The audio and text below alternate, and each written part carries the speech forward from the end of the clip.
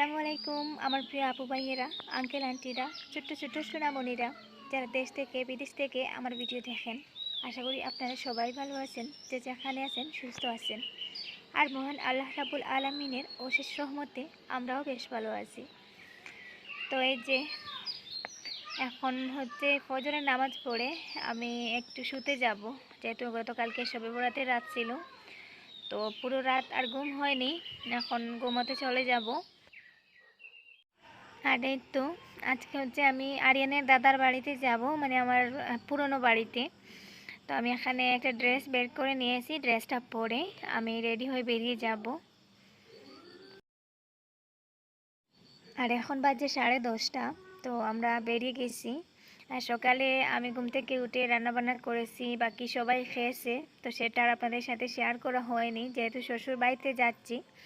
আর শ্বশুর বাড়িতে গেলে ভিডিওগুলো এমনিতেই অনেকটা লম্বা হয়ে যায়, সেই জন্য ভাবলাম বাড়ির কাজকর্মগুলো আজকে আর নাই বা শেয়ার করি আপনাদের সাথে। তো আমরা প্রায় বেশিরভাগ রাস্তা চলে এসেছি, আরও 5 থেকে 7 মিনিটের ভেতর আমার শ্বশুর বাড়িতে পৌঁছে যাব। আর আমরা মেন রাস্তা থেকে নেমে এখন পাহাড়ি রাস্তার দিকে প্রায় কিছুটা ঢুকে গেছি। তো একটু সামনে যাব, গিয়েই ওখানে আমার শ্বশুর বাড়ি। এই যে শ্বশুর বাড়ির প্রায় পাশে চলে এসেছি। তো আপনারা দেখতে থাকুন। আর ভিডিওটি যদি আপনাদের কাছে ভালো লাগে তাহলে প্লিজ মনে করে একটা লাইক দিবেন। আর আজকের ভিডিওটা অবশ্যই আপনাদের কাছে ভালো লাগবে। আর যে আপু ভাইয়েরা আমার চ্যানেলে নতুন, সেই সব আপু ভাইদের কাছে রিকোয়েস্ট, আজকের ভিডিওটা আপনারা পুরোপুরি দেখবেন। তাহলে আমার বিষয়ে বা আমার গ্রামের বাড়ি কোথায়, আমার দেশের বাড়ি কোথায়, আপনারা অনেকেই প্রশ্ন করেন। তো আপনাদের সব প্রশ্নের উত্তর পেয়ে যাবেন আজকের এই ভিডিওতে। সেজন্য স্কিপ না করে পুরো ভিডিওটা দেখার চেষ্টা করবেন।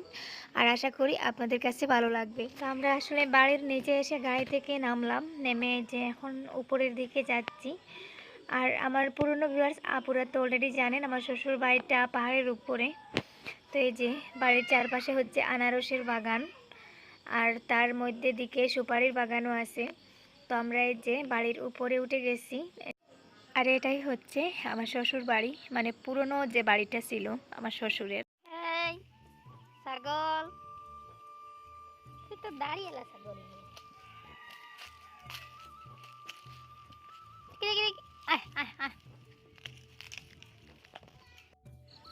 আর বাড়িতে এসে একটু হাঁটাহাঁটি করছিলাম। তো এই যে সামনে যে বাড়িটা, সেটা হচ্ছে আমার চাচা শ্বশুরের আর কি, সম্পর্কে চাচা শ্বশুরের বাড়ি হয়।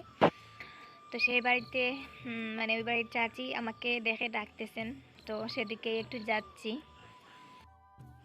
নিচের বাড়িতে গেলাম, একটু সময় বসলাম, গল্প করলাম।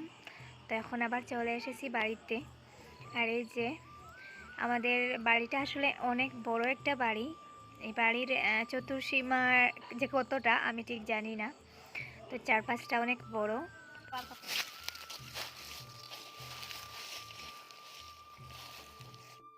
আর যেহেতু গরম পড়ে গেছে, অনেকটাই গরম, তো আমরা এই যে জায়গাটায় বর্তমানে হাঁটাহাঁটি করতেছি, এটা হচ্ছে বাড়ির সামনের দিকে একটা খোলা জায়গা আছে। তো এখানে আপনাদের ভাইয়া এসে এই নিচের বাড়ির চাচির সাথে গল্প করতেছেন। তো আমরাও এখানে দাঁড়িয়ে আছি। আর এই জায়গাটা আসলে খুবই বাতাস পাওয়া যায়। টানছে না, এগুলো ফুটছে না, আরো বড় হইব। আর এই তো রাস্তার পাশে খুব ছোট্ট একটা গাছে একাধিক কলা, আর গাছটা ছোট হলেও কলাগুলো কিন্তু অনেক বড় বড়।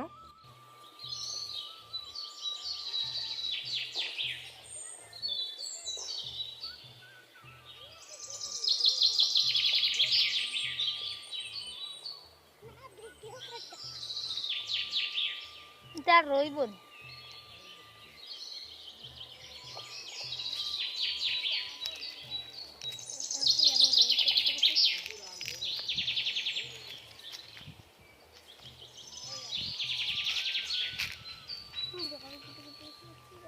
আর এই যে মাশাআল্লাহ লিচু গাছে অনেকটা ফুল এসেছে। তো সেই অনুযায়ী যদি লিচু হয় তাহলে কিন্তু শেষ করতে পারবো না। আর এই বছর আম গাছে, লিচু গাছে অনেক বেশি পরিমাণে ফুল এসেছে। আর এটা হচ্ছে আমার শ্বশুর বাড়ির, মানে যে আমার শ্বশুর শাশুড়ি মা যে ঘরে থাকতেন, তো সেই ঘরের পেছনের দিকটা। তো এখানে একটা বড় তেঁতুল গাছও আছে। তো গাছ আছে, তেঁতুল নেই। আসলে এখানে যেহেতু মানুষ থাকেন না, তো তো সেই জন্য বাচ্চারা সবগুলো তেঁতুল কাঁচা থাকতেই খেয়ে ফেলে।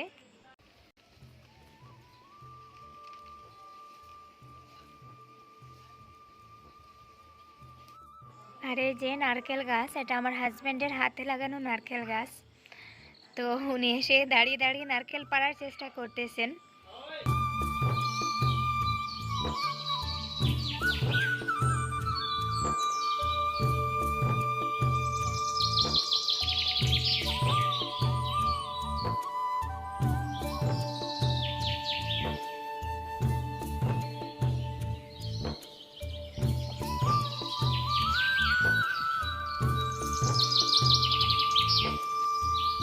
বুঝলাম হচ্ছে। আপনার মাটি লাগবো।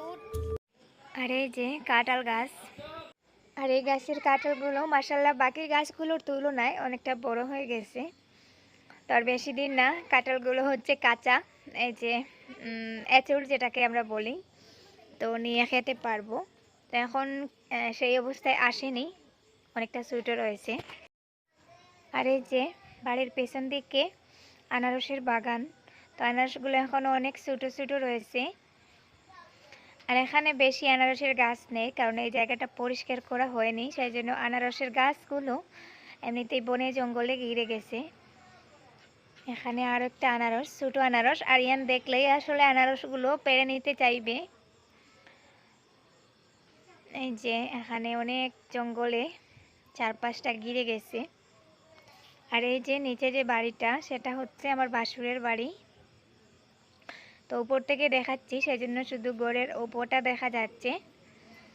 আর আমার আসলে শ্বশুরের মেন বাড়িটা, মানে উনি যে বাড়িটা তৈরি করেছিলেন সেই বাড়িটা একটু উঁচু ছিল, বাট আমার বাসুররা তারপর দেবর সবাই নিচে আর কি মাটি কেটে বাড়ি করে নিয়েছেন।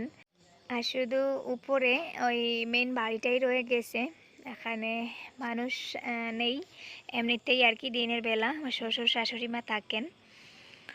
আর আমি এখন এই যে বাড়িতে একটু হাঁটাহাঁটি করতেছি, আর বাড়িতে হালকা পাতলা কাজ এলোমেলো হয়ে আছে।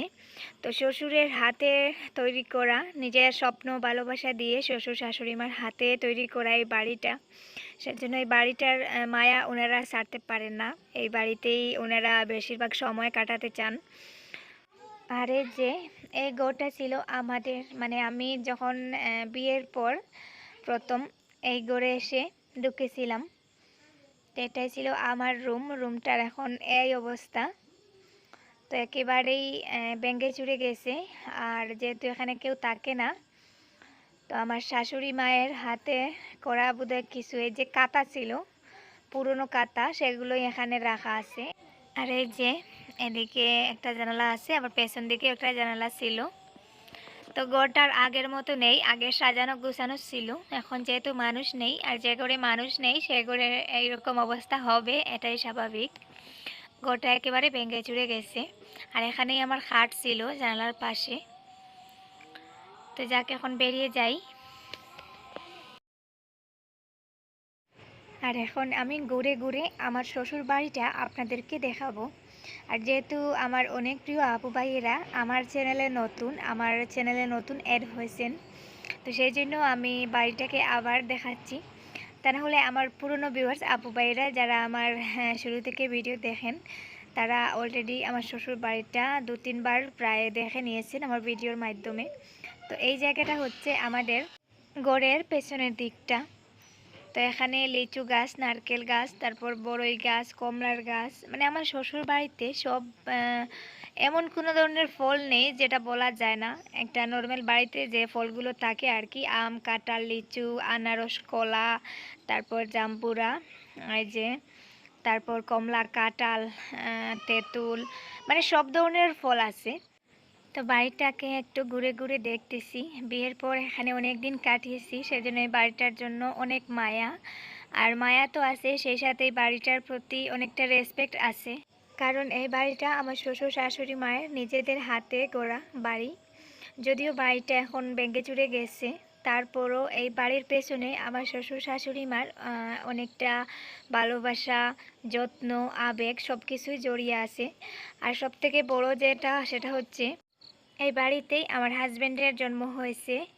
তারপরে এই বাড়িতেই আমার হাজব্যান্ডের বাল্যকাল, মানে জীবনের প্রায় অর্ধেকটা দিন এই বাড়িতেই কেটেছে। সেজন্যই এই বাড়িটার প্রতি আরও বিশেষ কিছু মায়া জড়িয়ে গেছে।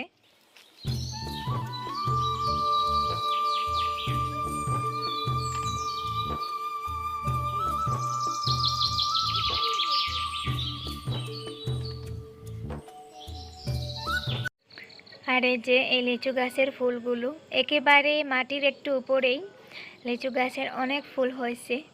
তো এই জানি না লিচুগুলো হওয়ার পর থাকবে কিনা, কারণ একেবারে ছোটো থাকতেই বাচ্চারা ওগুলো তুলে নিয়ে যাবে, তাছাড়া ফুলও তুলে নিতে পারে। তো এই লিচু গাছটা আসলে বেশি ফুল হয়েছে, আর শিফা এখানে এসে খুব খুশি। আর এই বাড়িটাতে দুটো ঘর, একটা হচ্ছে পশ্চিম দিকে আর একটা পূর্ব দিকে, আর মধ্যে হচ্ছে বাড়ির উঠোন। আর আমাদের ঘরের পেছনে এই যে দুটো বড় বড় সাইজের বড়ই গাছ, তারপর এই যে পেয়ারার গাছও আছে। আর যেহেতু এখন বসন্তকাল, তো বাতাসের সাথে আসলে পাতা পড়ে পুরো বাড়িটা একেবারে নোংরা হয়ে যায়। আমি বাড়িটা একটু পরিষ্কার করে নিচ্ছি।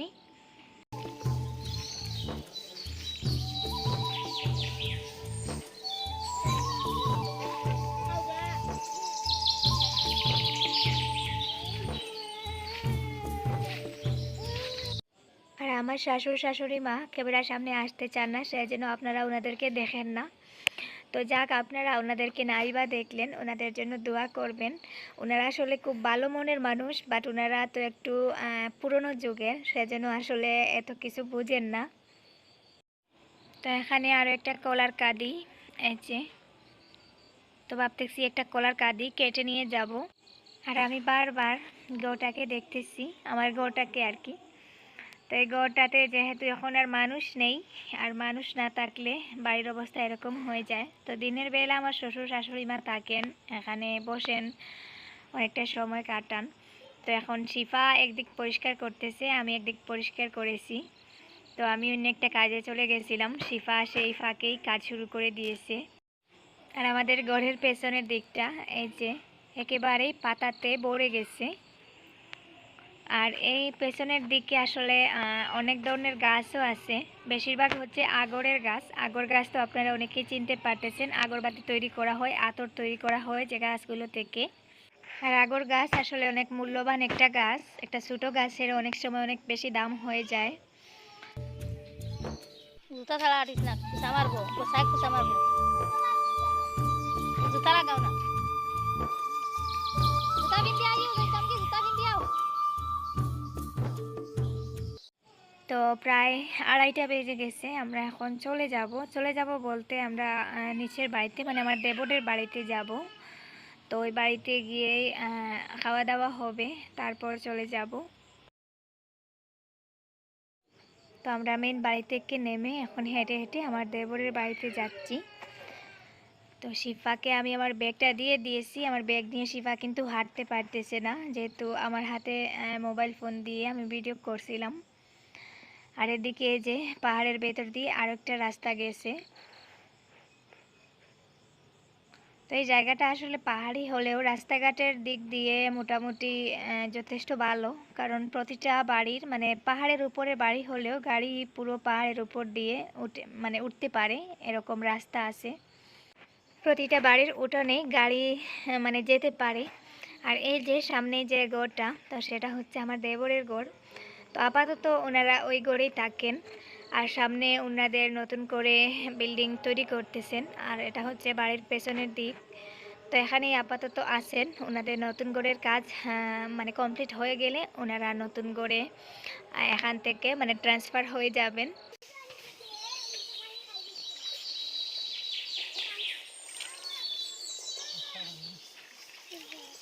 তার ইঙ্গিতার পানি আমি দেখি সব ভালো নষ্ট হয়ে যায়।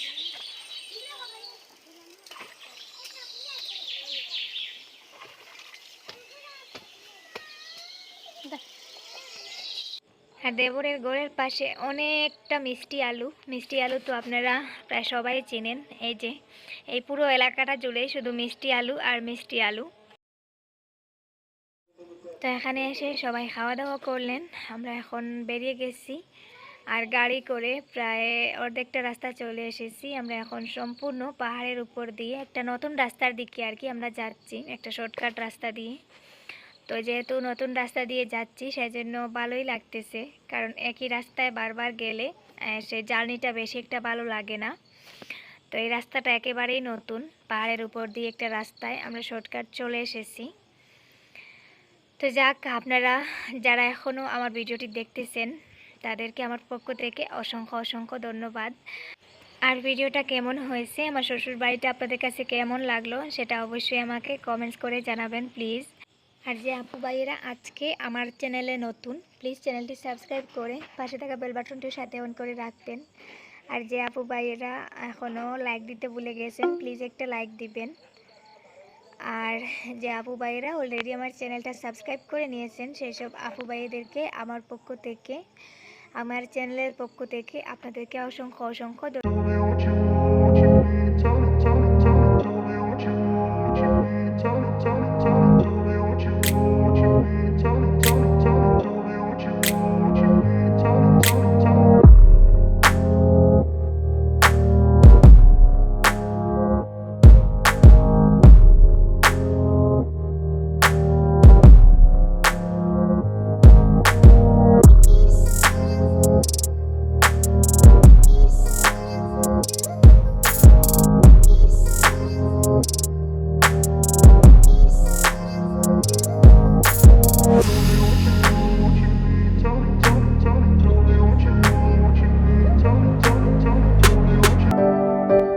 আর এই তো আমরা গাড়ি থেকে নেমে গেছি। তো আসার সময় আমার দেবরের একটা ছেলে আর মেয়ে এসেছে।